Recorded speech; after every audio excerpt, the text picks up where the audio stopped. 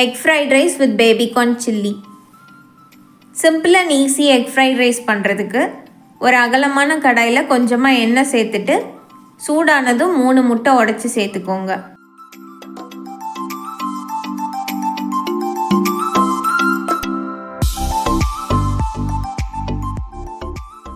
ரொம்ப சின்ன சின்ன பீசஸாக இல்லாமல் கொஞ்சம் பெரிய பெரிய பீசஸாகவே பொறுமையாக மிக்ஸ் பண்ணிவிட்டு ஸ்க்ராம்பிள் பண்ணிக்கோங்க. இதில் 1/4 டீஸ்பூன் உப்பு, 1/4 டீஸ்பூன் பெப்பர் பவுடர் சேர்த்து நல்லா கலந்துட்டு தனியாக எடுத்து வச்சுக்கலாம்.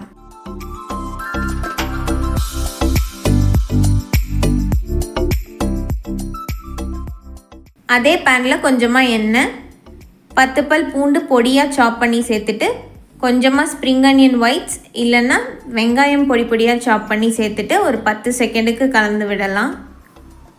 இதில் 1/2 கப் சாப் பண்ண கேப்சிகம், 1 கப் சாப் பண்ண கேபேஜ் சேர்த்து ஹை ஃப்ளேமில் 2 to 3 மினிட்ஸ் நல்லா வதக்குங்க.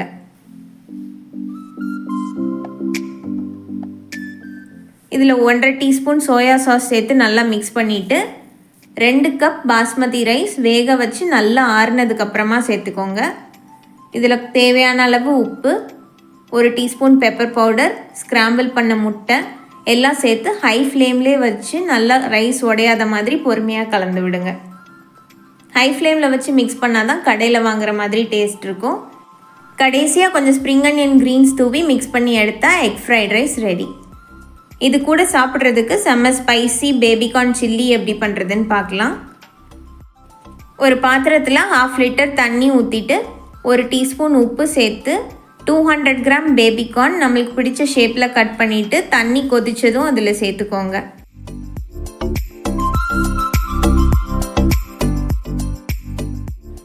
எயிட் to 10 மினிட்ஸ் இதை வேக வச்சுட்டு வெந்ததும் தண்ணி கொஞ்சம் கூட இல்லாமல் சுத்தமாக ட்ரெயின் பண்ணி எடுத்து வச்சுக்கோங்க.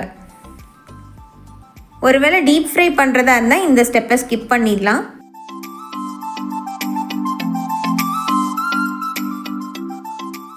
இப்போ ஒரு மிக்சிங் பவுலில் 2 tablespoon cornflour, 2 tablespoon maida, 1/2 teaspoon உப்பு, 1 டீஸ்பூன் சில்லி பவுடர், 1 டீஸ்பூன் ஜிஞ்சர் கார்லிக் பேஸ்ட் சேர்த்து கொஞ்சம் கொஞ்சமாக தண்ணி சேர்த்து ரொம்ப கெட்டியாகவும் இல்லாமல் ரொம்ப தண்ணியாகவும் இல்லாத மாதிரி கரெக்டாக மிக்ஸ் பண்ணிவிட்டு வேக வச்சுருக்கிற கார்ன் சேர்த்து நல்லா கலந்துக்கலாம். இது ஒரு 10 மினிட்ஸ் மேரினேட் ஆகட்டும். ஒரு பேனில் 4 to 5 டேபிள் ஸ்பூன் எண்ணெய் எடுத்துருக்கேன் ஷாலோ ஃப்ரை பண்ணுறதுக்கு.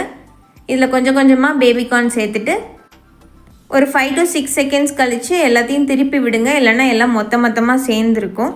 இப்போ 2 சைடும் நல்லா கிறிஸ்பியாக கோல்டன் ஃப்ரை ஆனதுக்கப்புறமா தனியாக எடுத்து வச்சுக்கோங்க. இது இப்படியே சாப்பிட்றதுக்கு கூட சூப்பராக இருக்கும். எல்லா பேட்சும் இதே மாதிரி பொரித்து எடுத்தாச்சு.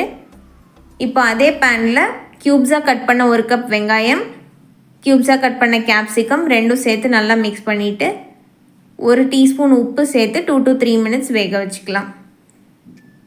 2 பச்சை மிளகாய் கட் பண்ணி சேர்த்துட்டு 4 to 5 table spoon homemade chilli garlic tomato sauce சேர்த்துக்கிறேன்.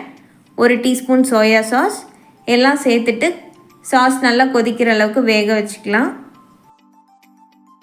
1 டேபிள் ஸ்பூன் கார்ன்ஃப்ளவர் 1/2 கப் தண்ணியில் சேர்த்து நல்லா கரைச்சிட்டு சேர்த்துக்கலாம். கார்ன்ஃப்ளவர் சேர்த்ததும் டக்குன்னு திக்காயிடும். இதில் கன்சிஸ்டன்சி அட்ஜஸ்ட் பண்ணுறதுக்காக கொஞ்சமாக மறுபடியும் தண்ணி சேர்த்து மிக்ஸ் பண்ணிக்கிறேன்.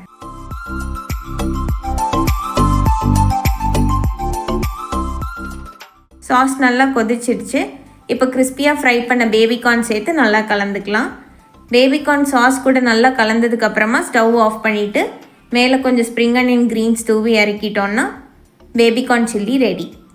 இந்த காம்பினேஷன் நீங்களும் ட்ரை பண்ணிவிட்டு எப்படி வந்ததுன்னு காமெண்ட் பண்ணுங்கள்.